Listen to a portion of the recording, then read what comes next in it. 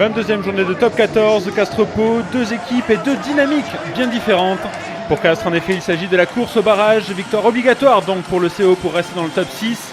Les hommes de Rodrigo Capa-Ortega le savent, il ne faut pas laisser passer de points à Pierre-Antoine. Alors que de son côté, la section paloise n'a plus vraiment d'enjeu si ce n'est celui du plaisir de jouer. Et le plaisir de jouer en début de rencontre, il va être du côté des Castrés avec cette belle offensive dès la 7e minute de jeu. On dynamise le jeu et le ballon qui va dans les bras d'Alex Tulou qui passe au sol.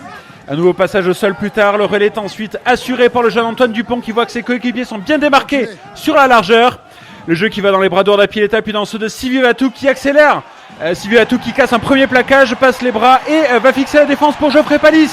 L'arrière qui met les cannes et qui dépose littéralement la défense paloise sur cette action pour inscrire un premier essai dans cette rencontre après seulement 7 minutes de jeu.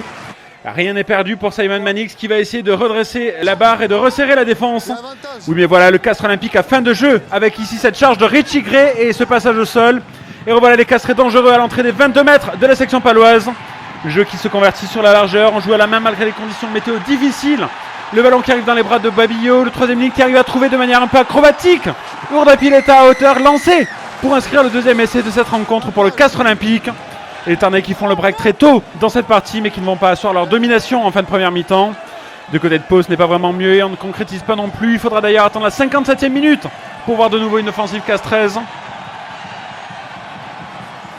Après une touche bien négociée, Rory Cocotte est à la manœuvre de ce ballon porté. Le demi-mêlée qui va porter les siens jusqu'à derrière la ligne et ça va passer avec un essai de Karena Wiangi, le troisième essai de cette rencontre pour le Castres Olympique. Un essai synonyme de bonus offensif pour les Tarnais dans cette partie.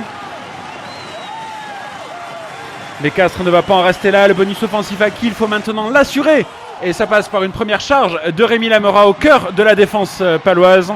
Rémi Lamora qui va être repris sous les perches, un nouveau passage au sol plus tard et c'est Rory Cocotte rentré en jeu donc à la place d'Antoine Dupont qui va se charger de convertir le jeu vers les extérieurs. Et ce sont les avants castrés qui vont s'illustrer, une passe en pivot pour Marc-Antoine Rallier, le talonneur qui feinte la passe et qui va inscrire le quatrième essai du Castres Olympique sur cette action. Le bonus offensif est au chaud pour le CO et on peut lâcher les chevaux côté Tarnais.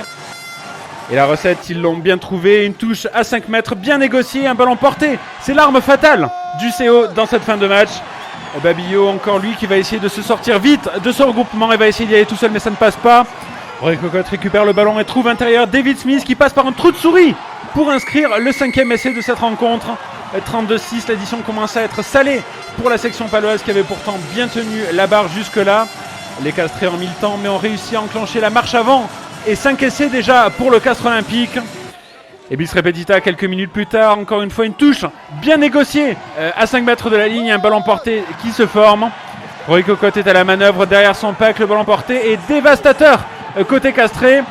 Il va passer la ligne, un 6e essai inscrit par Marc-Antoine Rallier, encore lui, le talonneur, auteur d'un doublé, c'est assez rare pour être souligné. Un 6e essai qui scelle la large victoire du Castres Olympique, 37-6.